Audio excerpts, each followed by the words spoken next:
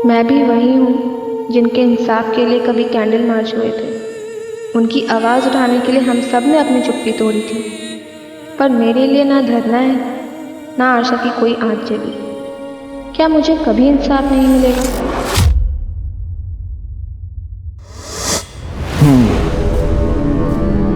तो तुम्हारा रेप हुआ,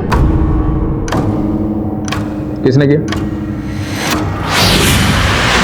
सर वो कुछ याद नहीं आ रहा कौन था, पर उसने मेरे साथ। मतलब तुम कह रही हो कि तुम्हारा रेप हुआ और तुम्हें नहीं मालूम किसने की?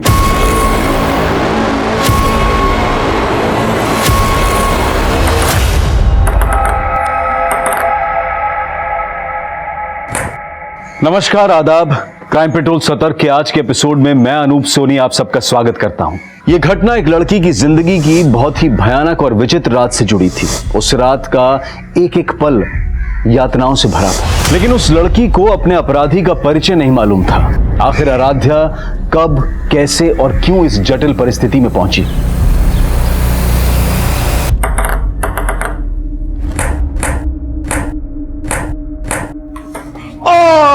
And Aaradhya, you win the game. Nice shot. ए नहीं ना, क्या कर रही हो तुम? थोड़ा एनर्जी रखो ना आराध्या, आई लाइक इट। लेकिन गेम है ना, इतना लंबा नहीं चलना चाहिए, थोड़ा थोड़ा इंप्रूवमेंट करो। और देखो क्या है, ये बैकहैंड है ना, ये बैकहैंड को हम ये ऐसा पकड़ा हमने और ये हमने ये स्ट्रोक दिया, समझ गए?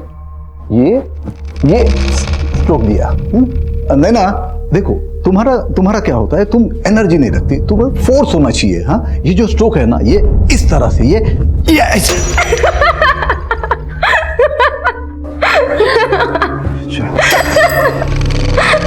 ओके ठीक, आज प्रैक्टिस यही खत्म करते हैं, कल फिर मिलते प्रैक्टिस पे। चल आराध्या, आज पार्टी करते हैं। जाम से जाम टकरा के मैं अपनी हार और तू अपनी जीत सेलिब्रेट करते हैं। अच्छा, जाम से जाम टकराएंगे ना तो लीवर जाम हो जाएगा। फिटनेस पर ध्यान नहीं देना तुझे। आराध्या, क्या हुआ?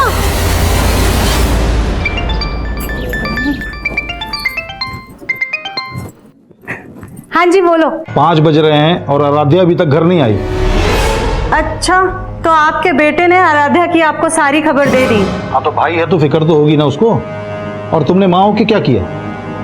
उल्टा उसको क्लब का मेंबर बनवा दिया और तब से पैर नहीं टिकते उसके घर पे। अरे भगवान ने इतनी टैलेंटेड बच्ची दी है तो ऊपर वाले का शुक्रिया अदा करो। और ये रोक टोकना अच्छी बात नहीं है। तो अब कहाँ पे झंडे गाड़ रही है? देखो, लीवर की फिक्र होना तो ठीक है, लेकिन दिल का भी ख्याल रखना चाहिए। मौसम देखो यार कितना अच्छा है। ये लो। बस तल्ली नहीं होना, मुझे घर भी तो जाना है। ओ हेलो, हमें कौन सा शमशान जाना है? बारिश है, बियर है, तुझे और क्या चाहिए? चल अब आइए ना, तो अच्छे से एंजॉय करके जा। एंजॉय तो तब करूंगी ना जब कंट्रोल में रहूंगी। कंट्रोल? अरे मैं हूँ ना, मैं करता हूँ तुझे कंट्रोल। आजा, नहीं पीना यार प्लीज। आजा आजा आजा आजा। सुपर हीरो तो होगा नहीं जो ये छत से कूदने के जीन्स आ गए तेरे अंदर है। चिल कर यार, मैं तो बस ये कह रहा था कि ये रिस्की खेल बंद कर एंड हैव सम फन। चल देख। ओ हेलो, तू बड़ा ब्लश कर रही है, जानती है क्या उसे? जानती तो नहीं, पर लड़का जानने लायक है। अपने बॉयफ्रेंड के सामने फ्लर्ट कर रही है। आज तू पीने के लिए ब्लैकमेल कर रहा था, कल को जीने के लिए ब्लैकमेल किया तो तेरे साथ रिस्क बहुत है, समझा? कोई रिस्क नहीं है पापा। आप तो ऐसे डर रहे हैं जैसे दूसरी लड़कियां जॉब ही नहीं करती। होटल में वेटर का काम करके बड़ा नाम रोशन कर रही मेरा, और रोज रात को 12-12 बजे तक घर आती है। देख मंजू, ये सब नहीं चलेगा।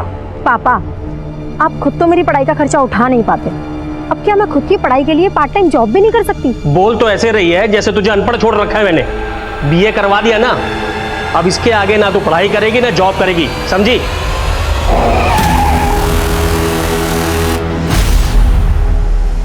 ये लड़की मेरी नाक कटवाएगी एक दिन।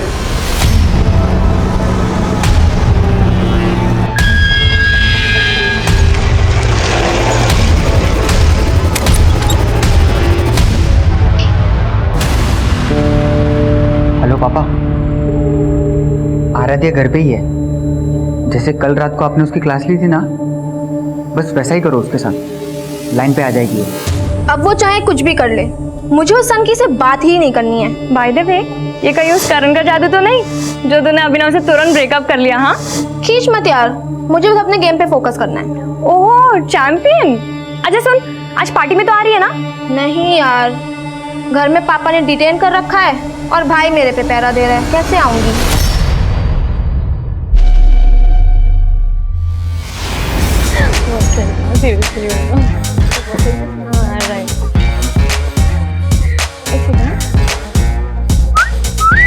वाह क्या बात है। बाय द वे, तू आराध्या ही है ना? क्योंकि वो तो शायद पार्टी में नहीं आने वाली थी। मम्मी ने अलाउ कर दिया। मम्मी ने किस चीज के लिए अलाउ किया? जागरण के लिए या पार्टी के लिए? तेरे कपड़े तो देख। क्यों, क्या हुआ? आराध्या बहुत सुंदर लग रही हो। अब मैं क्या कह रहा था, मुझे तुमसे कुछ। आराध्या सॉरी। संध्या। आराध्या, संध्या पे तो हम मिले थे। Karan, right? Right. Sense of humour अच्छा है तुम्हारा। वैसे क्या हुआ आज? चोर पुलिस खेल रहे हो क्या, बॉयफ्रेंड गर्लफ्रेंड? अभिनव मेरा बॉयफ्रेंड नहीं है, he is just a friend. Okay.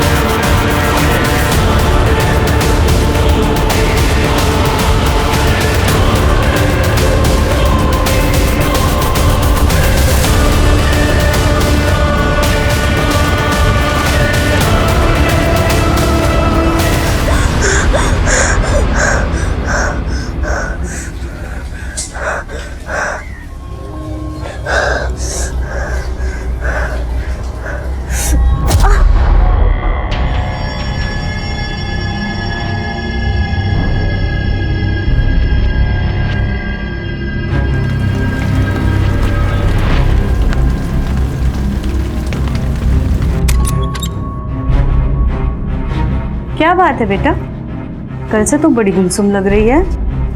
माँ वो कुछ नहीं, बस थोड़ी तबीयत ठीक नहीं है।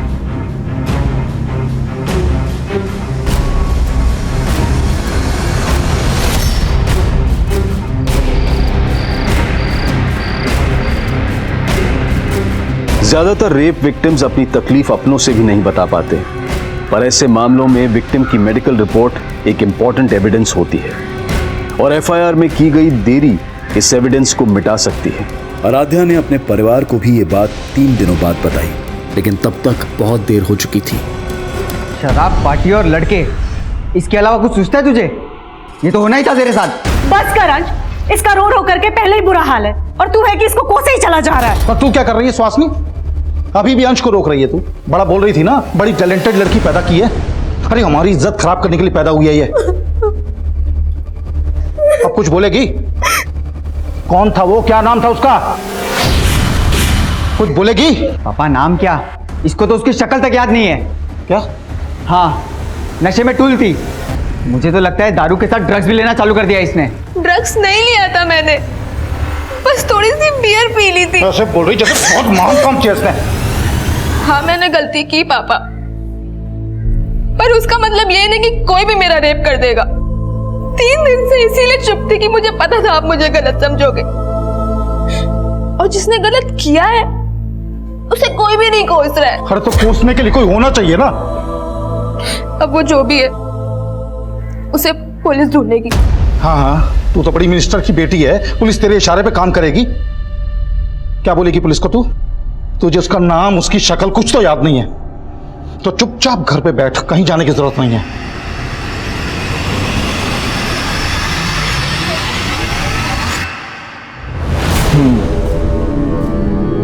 तो तुम्हारा रेप हुआ, किसने किया? सर वो कुछ याद नहीं आ रहा कौन था, पर मतलब तुम कह रही हो कि तुम्हारा रेप हुआ और तुम्हें नहीं मालूम किसने किया? सर दरअसल उस दिन ये होश में नहीं थी। सर एक्चुअली उस दिन मैं एक पार्टी में गई थी और मैंने वहाँ थोड़ी सी बियर पी ली थी, पर इतना नशा मुझे पहले कभी भी नहीं हुआ था जितना उस रात को हुआ मुझे। मतलब ये सब पार्टी में हुआ? नहीं सर, पार्टी में नहीं हुआ। मुझे याद है अच्छे से कि पार्टी के बाद घर जा रही थी और मुझे बहुत तेज चक्कर आ रहे थे, बहुत सर दुख रहा था और फिर कुछ भी समझ नहीं आ रहा था कि मेरे साथ हो क्या रहा है। और फिर अचानक से मैं वहीं पे बेहोश हो गई और जब मुझे हल्का सा होश आया और फिर अचानक पता नहीं मैं कैसे उसी रोड पे पहुंच गई जहाँ पे मैं बेहोश हुई थी।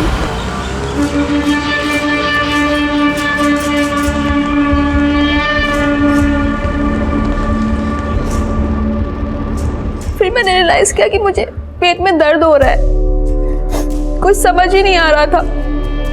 फिर मुझे एक टैक्सी दिखी और मैं टैक्सी लेके घर चली गई। कब हुआ ये सब? 4 दिन पहले। मतलब तुम्हारा रेप हुआ आराध्या और तुम्हें यहाँ आने में 4 दिन लग गए? सर मैं नहीं समझ पा रही थी कि मैं कैसे आपको ये सब बताऊंगी। मतलब तुम कंफ्यूज थी? कहीं ऐसा तो नहीं कि होश आने और होश जाने के बीच में जो तुम्हारा रेप हुआ, जो तुम बता रही हो, ये सब वाकई में एक सपना हो? नहीं सर, मेरा ये कोई सपना नहीं था, मेरा सच में रेप हुआ है। अरे तो मान लेते हैं रेप हुआ है, पर रिपोर्ट बताओ किसके खिलाफ लिखूं, बोलो।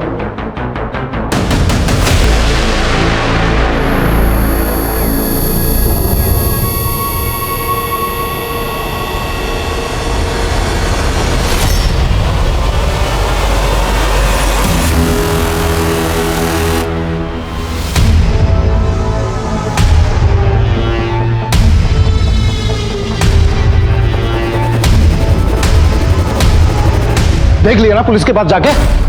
मैंने पहले ही बोला था वो लोग कंप्लेंट तक नहीं लिखेंगे तुम्हारी। उन्होंने कंप्लेंट नहीं लिखी पापा, इसका मतलब ये नहीं कि मेरे साथ क्राइम नहीं हुआ है। लेकिन ये भी तो हो सकता है कि तेरा रेप ही ना हुआ हो।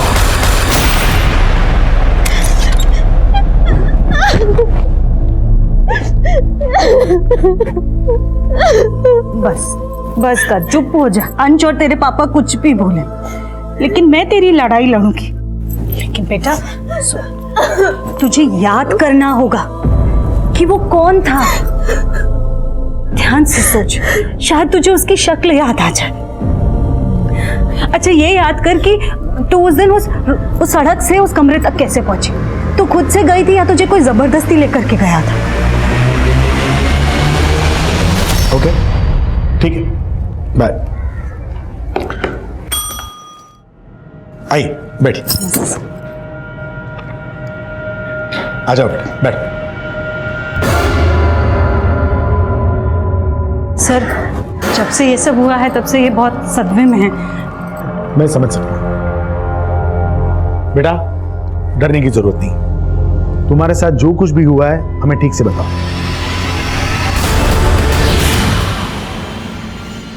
पानी, आराम से, डरने की जरूरत नहीं।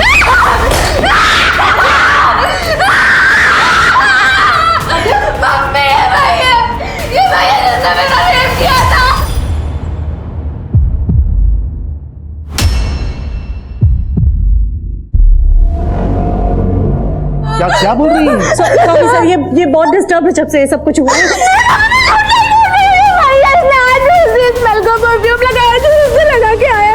परफ्यूम? आपकी बेटी का दिमाग तो सही है ना? क्या बोल रही है ये? दिमाग तो तुमने खराब किया मेरा।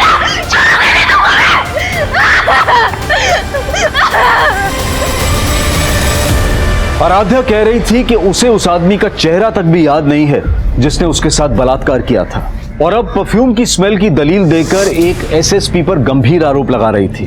क्या ये आराध्या का कोई भ्रम था या फिर उसके आरोपों में वाकई कोई सच्चाई थी? लेकिन उसके आरोपों ने पुलिस महकमे में हलचल पैदा कर दी थी, क्योंकि ये बातें न्यूज चैनल्स की हेडलाइंस और अखबारों की सुर्खियां बन चुकी थी। इन आरोपों से पुलिस डिपार्टमेंट की काफी बदनामी हो रही थी। इसके बाद एसएसपी अजीत सिंह ने अपने पद से खुद ही इस्तीफा दे दिया और अपने ही खिलाफ जांच का समर्थन करने लगे। मेरी 30 साल की सर्विस में मैंने खुद ने 30 से ज्यादा रेप केसेस सॉल्व किए हैं। मैं चाहता हूँ कि इस केस की पूरी इंक्वायरी हो। मुझे लगता है कि उसकी दिमागी हालत ठीक नहीं है, और जहाँ तक उस लड़की का सवाल है, या तो वो किसी के बहकावे में आकर मेरी छवि बिगाड़ने की कोशिश कर रही है। सर, ये अजीत सिंह तो बहुत काबिल ऑफिसर है। तुम कैसे जानते हो अजीत सिंह को? दरअसल 5 साल पहले जब मैं आदिल सर के साथ काम कर रहा था, उस वक्त इनसे मुलाकात हुई थी। और सर, तब इन्होंने एक बहुत बड़े सेक्स रैकेट का पर्दाफाश किया था, और अभी खुद रेप केस में फंसे हुए हैं। स्ट्रेंज। उस दिन तो तुम्हें किसी आदमी का चेहरा भी याद नहीं था, और आज तुम कह रही हो कि अजीत सर के परफ्यूम की स्मेल रेपिस्ट के परफ्यूम की स्मेल से मिलती है। पर एक जैसा परफ्यूम तो कई लोग इस्तेमाल करते हैं। अब इन बातों से तुम्हारे दिमागी हालात पर सवाल उठेगा कि नहीं? देखिए, अगर मैं आपको पागल लग रही हूँ तो मेडिकली प्रूफ करके दिखाइए। पहले मेडिकली ये तो प्रूव हो जाने दीजिए कि तुम्हारा रेप हुआ है। तो आप मुझे झूठा साबित कर रहे हैं? झूठ और सच तो सबूत साबित करेंगे। अब आते हैं तुम्हारी स्टेटमेंट पे। उस सुबह जहां तुम ऑटो का वेट कर रही थी, वहां कोई भी सीसीटीवी नहीं है, तो किसी बात का कोई प्रूफ नहीं है, और तुम्हें याद नहीं है कि तुम उसके बाद गई कहां। लेकिन सर, मुझे ये तो याद आ गया है ना कि उस दिन एक ब्लैक कार आई थी, और उस कार में कोई था जो मुझे लिफ्ट के लिए पूछ रहा था।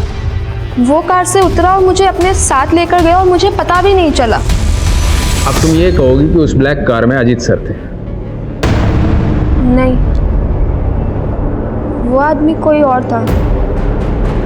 मतलब कार में तुम्हें कोई और लेके गया, और तुमने रेप का इल्जाम अजीत सर पे लगाया? क्योंकि उस दिन कमरे में अजीत सिंह ही था, और वो कार में कोई और था, और वो कार वाला ही मुझे बेहोशी की हालत में उस कमरे तक लेकर गया, और शायद वापस मुझे वहीं छोड़ दिया। पहले तो तुम्हें एक आदमी भी याद नहीं आ रहा था, अब दो याद आ रहे। तुम्हारा रेप एक आदमी ने किया है, दो ने? एक ने। और वो एक आदमी अजीत सिंह है, जो उस दिन उस कमरे में था। कहाँ था वो कमरा? कौन सा होटल, कौन सा लॉज? कुछ कह नहीं सकती। उस दिन तुमने बताया था कि तुमने बियर पी रखी थी। ऐसे कितनी बियर पी थी कि जो तुम्हें होश नहीं था? शायद 2। और यही बात मुझे भी समझ नहीं आ रही है कि 2 बियर में मुझे इतना नशा कैसे हो सकता है। मतलब कोई और था वहां जिसने तुम्हारी बियर में नशीली दवाई मिलाई? मुझे भी ऐसे ही लग रहा है कि मेरी बियर में नशे की गोली किसी ने पार्टी में ही मिलाई थी। अगर ऐसा था तो पॉसिबल है कि वो शख्स जिसने तुम्हारा रेप किया है उसी पार्टी में मौजूद था।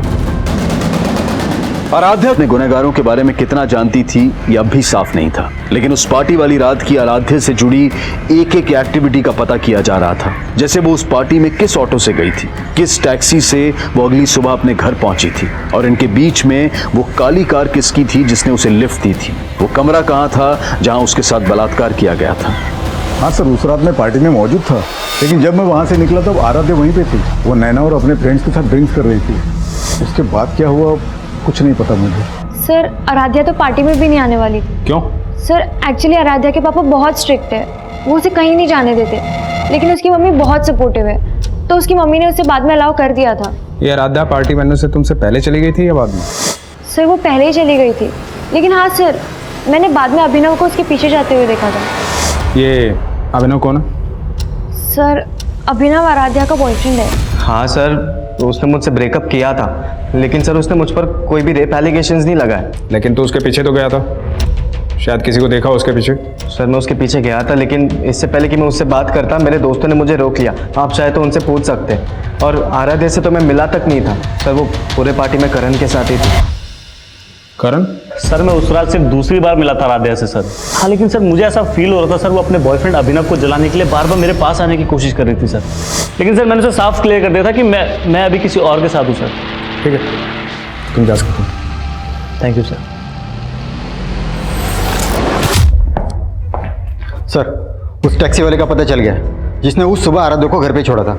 हाँ साहब, उस सुबह मैंने इस लड़की को MG क्रॉसिंग रोड से इसके घर सुंदर नगर छोड़ा था।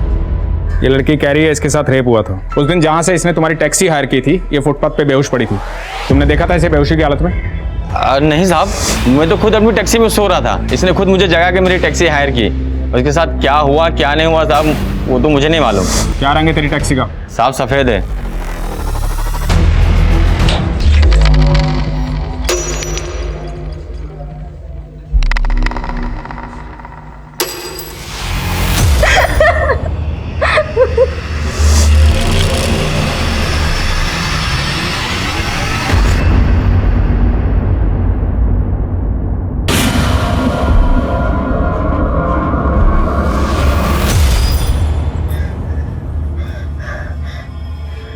याद आया मम्मी, उस घर का मेन गेट का कलर ब्लू था, जहाँ पे मुझे वो ब्लैक कार लेके गई थी।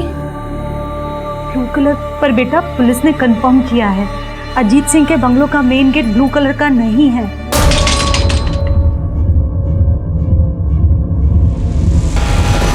लेकिन मैंने रेप उसी ने किया है मम्मी, और जिस गेट का गेट ब्लू था अजीत सिंह मौजूद था वहाँ पे। अच्छा ठीक है, तू ये याद करने की कोशिश कर कि उस ब्लैक कार में कौन आदमी था।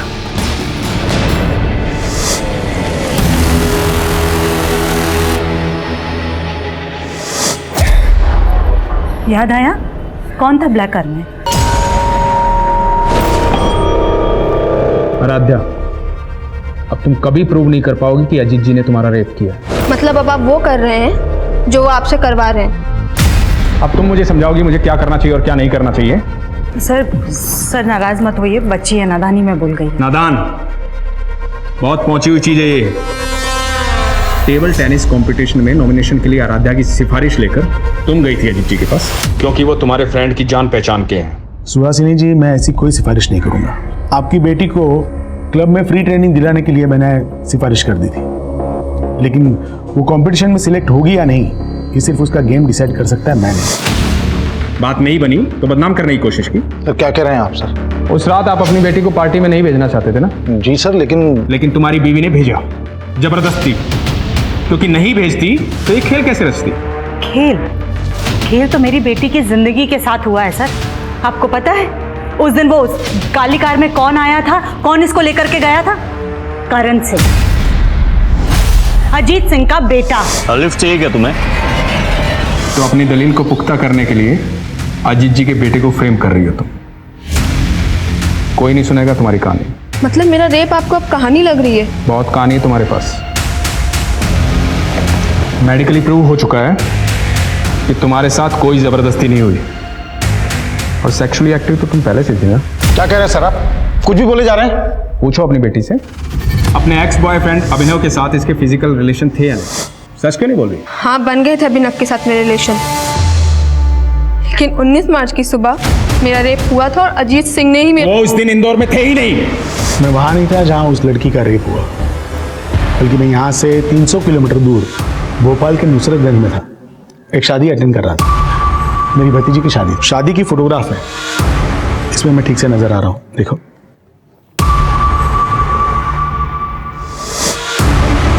कि अपने एलिगेशन वापस लो,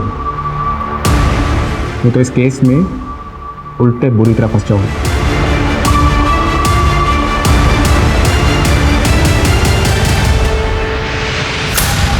कहाँ गायब था कल से? वो अपन तेरी ये आवारागर्दी बंद कर दे। अगर तेरे खिलाफ कुछ भी साबित हुआ ना, तो सबसे पहले मैं तुझे अंदर करवाऊंगा।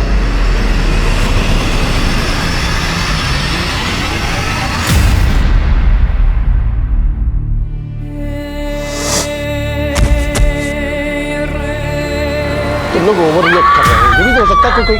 आराध्या, आराध्या,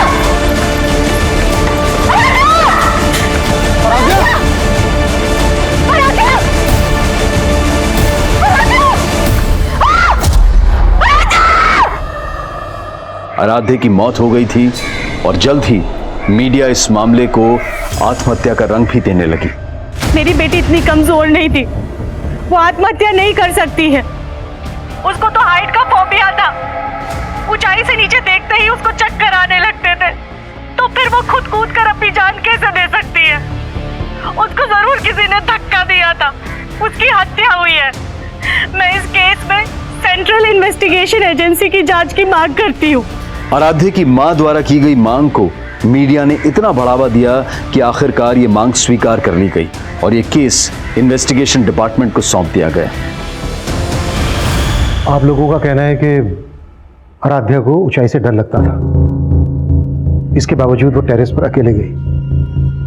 क्यों गई होगी वो टेरेस पर? सर ऐसे ही गई थी, लेकिन कभी भी वो मुंडेर के पास नहीं जाती थी। आप लोग कहाँ थे उस वक्त? हम सब लोग यहाँ नीचे थे, और तभी अचानक से आराध्या की चीखने की आवाज सुनी और जा करके देखा तो सर अगर आराध्या खुद कूदी होती तो फिर वो चीखती क्यों? उसको जरूर किसी ने धक्का दिया था। पक्का उस अजीत सिंह और उसके बेटे का ही हाथ है इसमें। आप लोगों के कहने का मतलब है कि एसएसपी अजीत सिंह और उनके बेटे करण ने किसी को आपके टेरेस पर भेजा, उसने आराध्या को धक्का दिया। लेकिन आप लोगों के घर पर होते हुए आपके टेरेस पर कौन आ सकता है?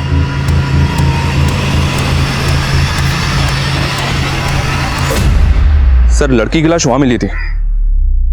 अगर कोई बाहरी आदमी इस छत पे आया है तो पड़ोस की किसी छत से ही आ सकता है, क्योंकि यहां पे आने के लिए सीढ़ियां घर के अंदर से ही आती हैं और आस पड़ोस की किसी छत पे सीसीटीवी मिलना तो पॉसिबल नहीं है। सुमित, आसपास पता करो, वारदात के दिन कोई सस्पिशियस शख्स देखा गया था क्या? मनीष, सबसे पहले हमें यह पता करना होगा कि आराध्या का रेप और मर्डर केस क्या दोनों आपस में कनेक्टेड है या फिर दोनों केसेस अलग अलग हैं? लेकिन सर, इस केस की इन्वेस्टिगेटिव टीम का तो यही मानना है कि आराध्या का रेप ही नहीं हुआ और मेडिकल रिपोर्ट से भी ये कंफर्म नहीं हुआ। मेडिकल रिपोर्ट से तो तब कंफर्म होता ना जब रेप के तुरंत बाद उन्होंने आराध्या का मेडिकल करवाया होता। उन्होंने रिपोर्ट ही 4 दिन के बाद फाइल करवाई थी। सर, आराध्या ने 3 दिन तक तो हमें भी कुछ नहीं बताया था। और 4 दिन तक आराध्या को रेपिस्ट का चेहरा ही याद नहीं था। 7 दिन के बाद उसने एसएसपी अजीत सिंह पर एलिगेशन लगाए और कहीं 10वें दिन जाकर आराध्या को याद आया कि उस ब्लैक कार में अजीत सिंह का बेटा करण था। ठीक हो तुम? सर, आराध्या को जैसे जैसे जो कुछ भी याद आता जा रहा था वो हमें बताती जा रही थी। इसका मतलब ये नहीं है कि वो कुछ भी झूठ बोल रही थी, लेकिन पुलिस ने हमारी किसी बात पर भी भरोसा नहीं किया। हाँ सर, अजीत सिंह ने घर पे आके मुझे धमकी दी। मैं कोई टेढ़ा तरीका इस्तेमाल नहीं करना चाहता। आप कोर्ट में जाना चाहते हैं, जरूर जाइए, लेकिन कोर्ट का फैसला आप पे भारी पड़ेगा। मेरे बॉस से बोल के मुझे जॉब से निकलवा दिया। उसके बाद मेरी वाइफ और बेटी के पीछे गुंडे लगवा दिए। 2 दिन में अगर कंप्लेन वापस नहीं ली ना तो अंजाम बुरा होगा, समझे? कौन आदमी थे वो? पता नहीं, बिना नंबर प्लेट की बाइक पर आए थे और दोनों ने हेलमेट भी लगा रखा। हमने पुलिस को इस बात की जानकारी दी, लेकिन हमारी कोई सुनवाई नहीं हुई। सर, आराध्या की फैमिली भले ही लगातार अजीत सिंह और उसके बेटे पर एलिगेशन लगा रही है, लेकिन अजीत की अलावा उसके खिलाफ नहीं जाती। ये देखिए सर, 19 मार्च को अजीत सिंह भोपाल में शादी में शामिल हुआ था और ये बात सही है सर, मैंने कंफर्म किया है। और सर, ये एविडेंस अजीत जी के बयान को सपोर्ट करता है। मनीष, कहीं ऐसा तो नहीं है कि तुम अभी भी इस बात से इन्फ्लुएंस हो कि अजीत सिंह एक काबिल ऑफिसर थे? नहीं सर, बिल्कुल भी नहीं। मैं सोच रहा हूँ कि अगर सच में अजीत सिंह इस केस में इन्वॉल्व है तो अजीत सिंह जैसा काबिल ऑफिसर अगर इस तरह का कोई क्राइम करेगा तो वो इतनी सफाई से करेगा कि किसी का हाथ उसके कॉलर तक ना पहुंच पाए। हो सकता है ये जो अलीबाई के प्रूफ है ये अजीत सिंह के दाव पेच हो। लेकिन सर, अगर ये कोई दाव पेच है तो अजीत सिंह 19 मार्च के इस फोटो में क्यों दिख रहे हैं? वो वेडिंग पार्टी चली होगी 18 मार्च की रात से 19 मार्च की सुबह तक, और 19 मार्च की रात को 12 साढ़े 12 बजे से लेकर सुबह 6 बजे तक आराध्या गायब थी। मनीष, ये भी तो हो सकता है उसी रात लेट नाइट अजीत सिंह भोपाल से इंदौर आ गया। लेकिन 19 तारीख की रात तक अजीत जी का फोन भोपाल में एक्टिव था, तो क्या ये भी कोई दावपेच का हिस्सा हो सकता है सर? ये दावपेच किसका है ये पता लगाने के लिए हमें सबसे पहले उस घर का पता लगाना होगा जिसके लिए आराध्या ने कहा था कि उसमें उसका रेप हुआ। आराध्या ने स्टेटमेंट दी थी कि उस घर का गेट नीले रंग का था, लेकिन पुलिस ने उस घर को ढूंढने की कोशिश ही नहीं की। लेकिन हमें ढूंढना है। Sure sir. उस ब्लैक कार की क्या अपडेट है? As per the Aaradhya's statement Ajit Singh के बेटे करण ने ब्लैक कार में ही उसको लिफ्ट ली। ठीक हो तुम? लेकिन आराध्या ने जहां से लिफ्ट ली थी उस जगह पे कोई सीसीटीवी नहीं है और रिकॉर्ड से भी ऐसा कुछ पता नहीं चला है कि करण के पास कोई ब्लैक कलर की कार होगी। ठीक है, शुरुआत अजीत सिंह के बेटे करण से ही करते हैं। बुलाओ करण को पूछताछ के लिए। सर, मैं उस रात पार्टी वेन्यू के बाहर आराध्या से मिला ही नहीं सर, और ना ही मेरे पास कोई ब्लैक कलर की कार है। सर, मैं खुद शॉक्ड हूं। पहले तो उसने मेरे पापा पे एलिगेशन लगाए और अब मुझे घसीट रही थी। अब तुम ये कहोगे कि उसने तुम्हारे पापा पर एलिगेशन इसलिए लगाए थे क्योंकि तुम्हारे पापा ने टेबल टेनिस कंपटीशन के लिए उसकी सिफारिश नहीं की थी। ऐसा पापा को लगता है। हो सकता है वजह कुछ और हो। क्या वजह हो? ऐसा कहना नहीं चाहिए लड़की के बारे में, पर वो मुझसे अट्रैक्टेड थी सर। वो फिजिकल होना चाहती थी मेरे से।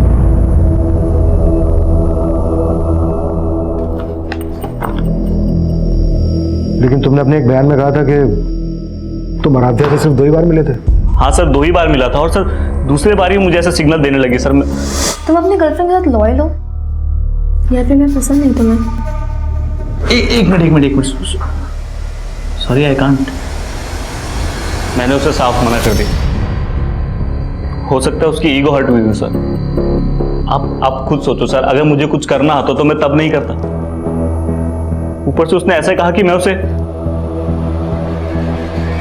अपने पापा के पास ले गया।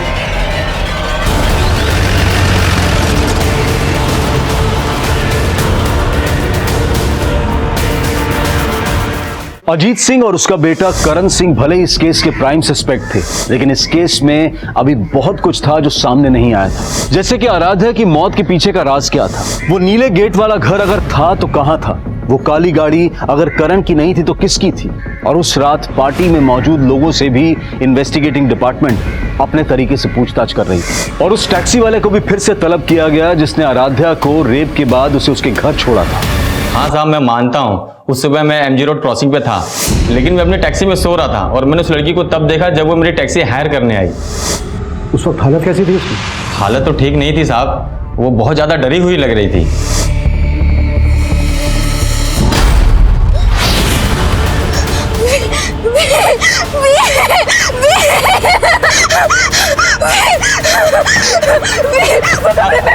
अरे क्या हुआ मैडम? साहब मुझे कुछ समझ ही नहीं आया, वो कौन से व्हील और कौन से कमरे की बात कर रही थी। ये टैक्सी वाला बोल रहा है कि आराध्या किसी व्हील और कमरे की बात कर रही थी। कहीं ये कमरा वही तो नहीं जिसमें आराध्या का रेप हुआ था? तो किसी व्हील का भी उस ब्लू गेट वाले घर से कनेक्शन है? ऐसा कोई घर मिला? नहीं सर, फिलहाल तो नहीं। हाँ, लेकिन आराध्या की दोस्त नैना ने एक नई स्टेटमेंट दी। सर मैंने ये बात पहले भी पुलिस को बताने की कोशिश की थी, लेकिन वो वही जानने में इंटरेस्टेड थे जो वो जानना चाहते थे। कब की बात है ये? क्या हुआ? मुझे लगा वो सुपर शादा भी यहीं खड़ा था और हमें मोबाइल में रिकॉर्ड कर रहा था। सर तब तो हमने ये बात को इग्नोर कर लिया था, लेकिन आराध्या के रेप और मर्डर के बाद ऐसा लगा कि शायद इसका कुछ कनेक्शन हो। नाम क्या उस स्वीपर का? सर शंकर, वो यही काम करता है।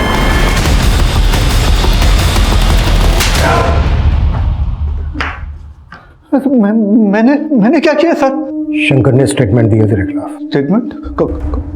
कैसा स्टेटमेंट? कि सफाई के बहाने शंकर को तूने गर्ल्स लॉकर रूम के पास भेजा। पैसे दिए थे तूने शंकर को आराध्या का वीडियो निकालने के लिए। नहीं, शंकर झूठ बोले। शंकर झूठ बोले। कैसा वीडियो? वही वीडियो जो उसने तुझे भी सेंड किया था। उसकी मैसेज हिस्ट्री निकाली हमने और तेरी हिस्ट्री भी निकाली। इससे पहले भी कई लड़कियों ने कंप्लेन की थी ना तेरे खिलाफ। यकीन कीजिए सर, मैंने कुछ नहीं किया। आराध्या को लेकर तेरी बुरी नियत थी ना? मैंने शंकर को पैसे दिए थे वीडियो रिकॉर्ड करने के लिए, लेकिन आराध्या के साथ मैंने कोई गलत काम नहीं किया सर। इसी वीडियो के बल पे तू ब्लैकमेल कर रहा था ना आराध्या को? तू नहीं रेप किया ना आराध्या का? तेरे ही कहने पर आराध्या एसएसपी अजीत सिंह और उसके बेटे करण पर एलिगेशन लगा रही थी ना? नहीं सर, मैंने ऐसा कुछ नहीं किया सर, मैंने नहीं किया। ऐसा नहीं किया सर ये सौदागर तो वहीं का वहीं अटका हुआ है। करण और अजीत से भी इसके ऐसे किसी इशू का पता नहीं चला है जिससे लगे कि सौदागर की ब्लैकमेलिंग की वजह से आराध्या करण और अजीत पे एलिगेशंस लगा रही थी। मनीष, ये सिर्फ मेरी थ्योरी है। इसका मतलब ये नहीं है कि अजीत सिंह और उनके बेटे करण को मैं शक के दायरे से बाहर कर रहा हूं। सर एक थ्योरी मेरी भी है। अगर हम लोग ये मान लें कि आराध्या की संदिग्ध मौत और उसका रेप केस दोनों अलग अलग हैं, तो हम आराध्या की फैमिली को क्लीन चिट नहीं दे सकते। आराध्या का भाई और फादर तो चाहते ही नहीं था कि आराध्या केस फाइल करे। वो तो आराध्या ने फोर्स किया तो अंत में जाकर केस फाइल हुआ। और शायद इसीलिए आराध्या को छत से गिराकर मार दिया गया। सिर्फ इस थ्योरी के बेसिस पे हम इनको इंट्रोगेट नहीं कर सकते। देखो कुछ मिलता है क्या इनके खिलाफ?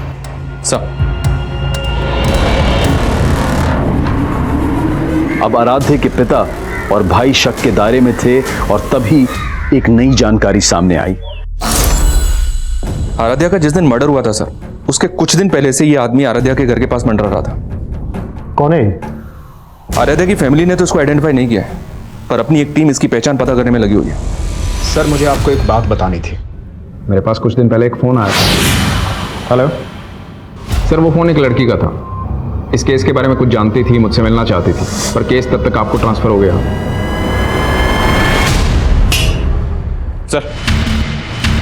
सर पीआई राजेश मौर्य ने जिस लड़के का नंबर दिया था वो नंबर किसी मंजू नाम की लड़की का था, लेकिन कुछ दिन पहले मंजू की एक रोड एक्सीडेंट में मौत हो गई।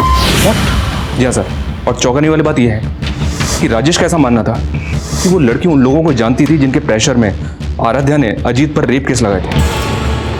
अगर इंस्पेक्टर राजेश को ये बात पहले से पता थी तो उसने ये बात हमें बताने में इतना टाइम क्यों लगा दिया? Manju hit and run case Narendra Nagar थाने में आया था, और जिस टेम्पो से मंजू का एक्सीडेंट हुआ था उस टेम्पो का भी अभी तक पता नहीं लगा पाए ये लोग। और सर वो लोग ऐसा मान रहे हैं कि मंजू जानबूझ के टेम्पो के आगे आई, क्योंकि मंजू के फादर ने स्टेटमेंट दिया था कि मंजू ने पहले भी सुसाइड करने की कोशिश की थी। मंजू के फादर से मिलना पड़ेगा।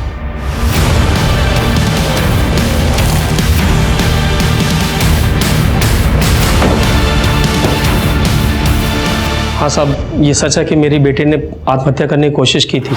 लेकिन आपकी बेटी मंजू ने पहले आत्महत्या करने की कोशिश की ही क्यों थी? वो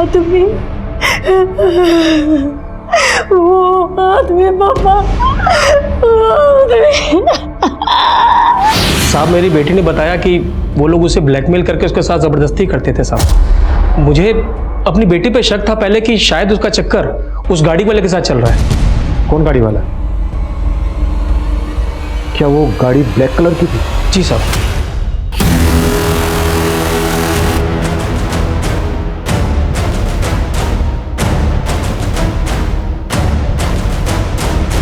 फिर साहब मैंने उस कार का पीछा किया जिस कार में मेरी बेटी थी, और वो कार एक कोठी में घुस गई।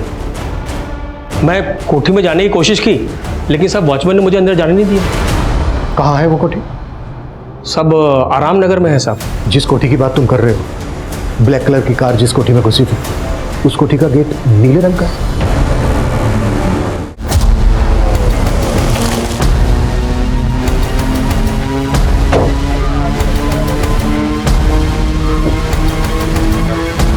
कलर चेंज कर दिया।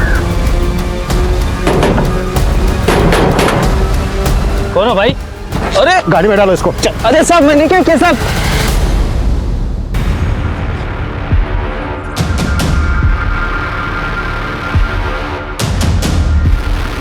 ये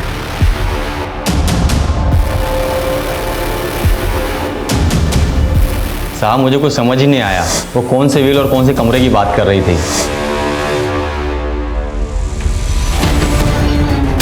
किसका घर है ये? क्या होता है यहाँ पे? साहब का घर है। कौन से साहब का घर है ये? अब सफाई देने के लिए कुछ नहीं बचा। बेनामी संपत्ति का वो घर जब्त हो चुका है, और तुम्हारा वफादार खबरी मुकेश उठा लिया उसको हमने। मुकेश सब कुछ कबूल कर चुका है। क्या कबूल कर चुका है वो? यही कि मेरे कहने पर उसने उस लड़की को छत पे से फेंक कर मार डाला। हाँ, मैंने करवाया उस लड़की का मर्डर, क्योंकि उस लड़की ने मेरा जीना हराम कर दिया था। मेरा 30 साल का बेदाग करियर खाक में मिला दिया था। लेकिन इससे ये कहाँ साबित होता है कि मैंने उस लड़की का रेप किया? अजीत सिंह एक बहुत ही पावरफुल और पहुंच वाला ऑफिसर था, इसलिए आईडी के लिए यह बेहद जरूरी था कि वो उसके खिलाफ पुख्ता सबूत जुटाए। आईडी की टीम ने क्राइम सीन की फोरेंसिक जांच करवाई और वहां उन्हें आराध्या, अजीत और कुसुम तीनों के ही डीएनए के ट्रेसेस मिले, और उस प्रॉपर्टी की डिटेल से यह भी पता चल गया कि वो बंगलो अजीत सिंह की ही एक बेनामी संपत्ति थी। तुम मुंह खोलेगा या फिर मैं मेरे तरीके से मुंह खुलवाऊं तेरे से? गर्मी मत दिखाओ जिंदल, गर्मी अच्छे को खा जाती है, मुझे भी खा गई। औदा मिलते ही अंदर की सारी बुरी आदतें उबाल मारने लगती हैं। मुझे लड़की की आदत थी और मेरे बेटे को ड्रग्स की। मैंने कई बार कोशिश की कि उसकी ये आदत मैं छुड़वाऊं, लेकिन बाद में हम दोनों ने संधि कर ली।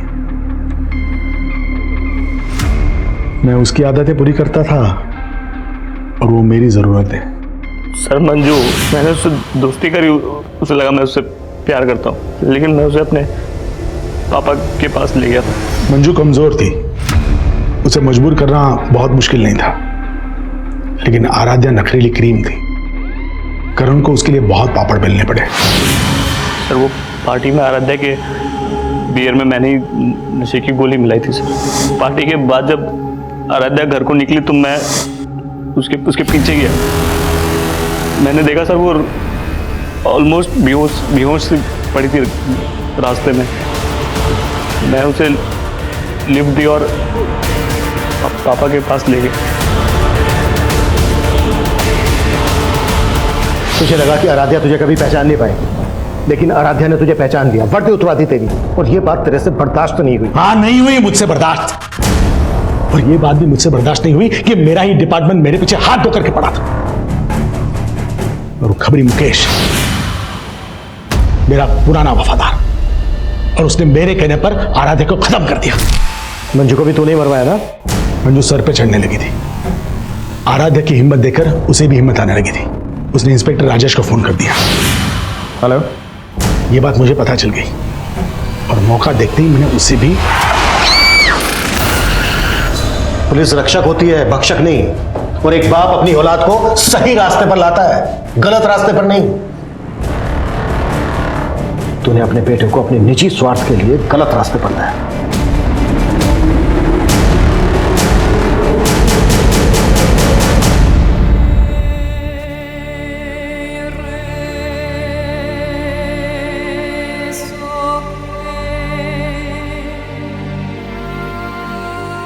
आराध्या भले ही आज हमारे बीच नहीं है, पर आखिरकार उसे इंसाफ मिल गया।